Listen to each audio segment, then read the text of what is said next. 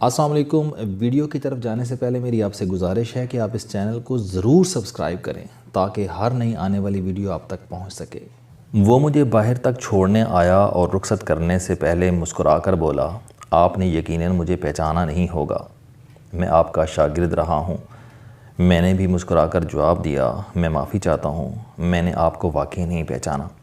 وہ ہنس کر بولا، یہ میرے بچپن کی بات ہے، میں نالائق اسٹوڈنٹ تھا، ہمیں اسکول سے چھٹیاں تھیں، آپ نے شہر میں فری کوچنگ سینٹر کھولا تھا، آپ سارا دن نالائق اسٹوڈنٹس کو پڑھاتے رہتے تھے، میں بھی ان اسٹوڈنٹس میں شامل تھا۔ میں نے ذہن پر زور دیا اور مجھے اچانک یاد آ گیا، میں کالج کے دور میں لالا موسیٰ میں اپنے چند دوستوں کے ساتھ کوچنگ سینٹر چلاتا تھا۔ ہمیں ایک پرائیویٹ اسکول نے چھٹیوں میں ایک کلاس روم دے دیا تھا، ہم شہر میں بینر لگا دیتے تھے، طالب علم آتے تھے اور ہم انہیں سارا دن پڑھاتے رہتے تھے۔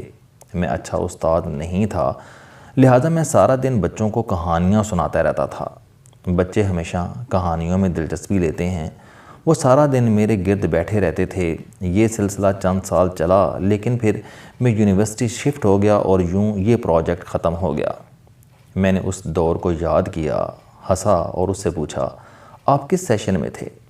اس نے کہہ لگا کر جواب دیا، سر میں صرف 3 دن کے لیے آپ کی کلاس میں آیا تھا، لیکن ان 3 دنوں نے میری زندگی بدل دی۔ میں حیرت سے اس کی طرف دیکھنے لگا۔ انسان کی فطرت ہے کہ جب کوئی شخص اس کی تعریف کرتا ہے تو وہ تن من سے خوش ہو جاتا ہے۔ مجھے بھی اپنی اہمیت کا احساس ہوا اور میرا سینہ فخر سے پھول گیا۔ وہ تھوڑی دیر رک کر بولا، آپ نے ہمیں شیکسپیئر کے بارے میں بتایا تھا اور آخر میں کہا تھا کہ انگریزی زبان کے سب سے بڑے ادیب، شاعر اور ڈرامہ نگار کے پاس صرف 250 لفظ تھے، اور یہ ان 250 لفظوں کے ساتھ انگریزی کا دنیا کا سب سے بڑا شاعر اور ادیب بن گیا۔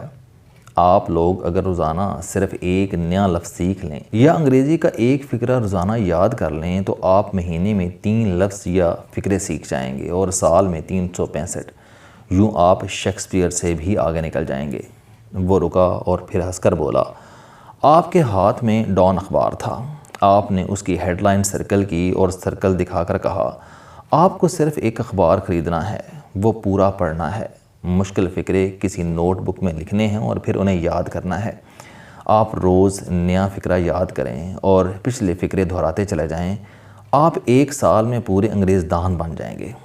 آپ کی بات میرے دل کو لگی۔ کلاس کے آخر میں آپ کا وہ اخبار میں گھر لے گیا، نوٹ بک خریدی، ہیڈ لائن کے مشکل الفاظ اور فقرے اس میں لکھے اور انہیں زبانی یاد کرنے لگا۔ آپ یقین کریں، رات تک میں 10 فقرے یاد کر گیا۔ اگلے دن میں نے پچھلے فقرے دہرائے اور 10 نئے فقرے سیکھ لیے۔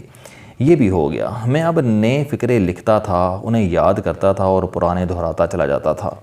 میں شروع میں 10 فقرے یاد کرتا تھا، لیکن پھر میری سپیڈ کم ہو گئی، میں 10 سے 5 پر آ گیا اور پھر روزانہ 1 فقرہ سیکھنے لگا۔ لیکن اس وقت تک میرا لینگویج بینک بڑا ہو چکا تھا، میری ویکیبلری بھی بڑھ چکی تھی اور میرے پاس 200-250 اچھے فقرے بھی جمع ہو چکے تھے۔ میں جب یہ فقرے کلاس میں دہراتا تھا یا انگریزی کے مضامین میں لکھتا تھا تو میرے کلاس فیلوز کے ساتھ ساتھ استاد بھی حیران ہو جاتے تھے۔ اس کامیابی نے مجھے حوصلہ دیا اور میں آگے بڑھتا چلا گیا۔ وہ رکا، لمبی سانس لی اور پھر رک کر بولا، مجھے چند ہفتے بعد ایک اور حقیقت کا ادراک ہوا۔ ہمارے معاشرے میں سوٹ اور انگریزی آپ کے تمام عیبوں اور نالائکیوں پر پردہ ڈال دیتی ہے۔ آپ کو بس انگریزی کے 10 اچھے فقرے آنے چاہئیں اور آپ کے کپڑے اچھے، مہنگے اور صاف ستھرے ہونے چاہئیں، اور لوگ آپ کو عقل مند، ذہین اور کامیاب بھی سمجھنے لگتے ہیں اور جینیس بھی۔ مجھے جب اس کا ادراک ہوا تو میں نے انگریزی پر اپنا فوکس بڑھا لیا۔ میں روز نوٹ بک میں نئے فقرے لکھتا تھا اور پرانے دہراتا تھا۔ میں یہ نوٹ بک ہر وقت اپنے پاس رکھتا تھا۔ نوٹ بک ایک ایسا طوطا بن چکی تھی جس میں میری جان تھی۔ میں آگے بڑھتا رہا، لیکن پھر 2 نئے چیلنجز آ گئے۔ میں انگریزی لکھنے اور بولنے میں اچھا نہیں تھا۔ میں نے اس کے 2 حل نکالے۔ میں یاد کیے ہوئے فقروں کو لکھ کر پریکٹس کرنے لگا۔ میں روز 1 گھنٹہ انگریزی لکھتا تھا۔ اس سے میری ہینڈ رائٹنگ بھی اچھی ہو گئی اور میرے ہاتھ میں روانی بھی آ گئی۔ جبکہ بولنے کے لیے میں نے BBC سننا شروع کر دیا۔ اس زمانے میں گھروں میں ریڈیو سنا جاتا تھا۔ میں روز ریڈیو پر BBC کی خبریں سنتا تھا اور انگریزی کے لفظ اور فقرے سن کر یاد کرتا رہتا تھا۔ میں نے بعد ازاں اپنے کزن سے چھوٹا سا ٹیپ ریکارڈر لے لیا۔ میں خبرنامہ ریکارڈ کر لیتا تھا اور اسے بار بار سنتا تھا۔ مجھے پھر کسی نے بتایا کہ انگلینڈ سے لینگویج کورس ملتے ہیں، یہ کیسٹ کی شکل میں ہوتے ہیں اور آپ سن کر انگریزی سیکھ لیتے ہیں۔ میرے پاس اتنے وسائل نہیں تھے کہ میں انگلینڈ سے کورس منگوا سکتا، لیکن پھر اللہ نے کرم کیا۔ میرے ایک کلاس فیلو کے بڑے بھائی لاہور میں پڑھتے تھے۔ انہوں نے بتایا کہ لاہور میں برٹش کونسل ہے اور یہ سارے کورس اس میں موجود ہیں۔ وہ کونسل کے ممبر تھے، مجھے وہاں سے کورس لا کے دیتے تھے اور میں سن کر سیکھتا جاتا تھا۔ وہ بہت اچھے انسان تھے۔ انہوں نے بعد ازاں مجھے انگلینڈ سے کورس منگوا دیے۔ میں نے وہ کورس اتنے سنے کہ کیسٹ گھس گئی اور میں انگریزوں کے لہجے میں انگریزی بولنے لگا۔ میرے دوست، احباب اور رشتہ دار مجھے انگریزوں کے لہجے میں انگریزی بولتے دیکھتے تھے تو وہ پاگل سمجھنے لگتے تھے۔ وہ میرا مذاق اڑاتے تھے۔ میں دیکھ کر ڈپریشن میں چلا گیا اور خودکشی کا فیصلہ کر لیا۔ لیکن پھر ایک اور ٹرن آیا۔ میں اگلی چھٹیوں میں دوبارہ آپ کی فری کوچنگ کلاس میں چلا گیا۔ میں آپ سے وہاں ملا تو میں نے آپ کو اپنے سے زیادہ پاگل محسوس کیا۔ آپ کے بال، داڑھی اور ناخن بڑے ہوئے تھے، دانت بھی گندے تھے اور کپڑے بھی۔ میں آپ کو دیکھ کر ڈر گیا۔ آپ حلیے سے وحشی نظر آتے تھے۔ وہ رکا اور ہنس کر بولا۔ میں نے آپ سے وجہ پوچھی تو آپ نے بتایا کہ میں آج کل پیپرز کی تیاری کر رہا ہوں، میرے پاس بال کٹوانے اور کپڑے بدلنے کا وقت نہیں۔ میں نے آپ سے پوچھا کیا آپ لوگوں کی باتوں سے متاثر نہیں ہوتے؟ آپ نے ہنس کر جواب دیا، میرے بھائی، انسان جب تک پاگل سمجھا نہ جائے یہ اس وقت تک ترقی نہیں کرتا۔ مجھے آپ کی بات سمجھ نہیں آئی تھی۔ آپ نے وضاحت کی تھی کہ انسان زندگی میں جب کوئی چیز حاصل کرنا چاہے تو یہ ایکسٹریم پر جانا چاہیے جہاں لوگ اسے پاگل سمجھنا شروع کر دیں۔ اسے کامیابی اس وقت ملتی ہے۔ آپ کا کہنا تھا کہ میں کل کپڑے بدل لوں گا، شیو بھی کر لوں گا، بال اور ناخن بھی کٹوا لوں گا، لیکن اگر میں نے امتحان کا موقع ضائع کر دیا تو یہ موقع شاید مجھے دوبارہ نہ ملے، لہٰذا میں اس پر فوکس کر رہا ہوں۔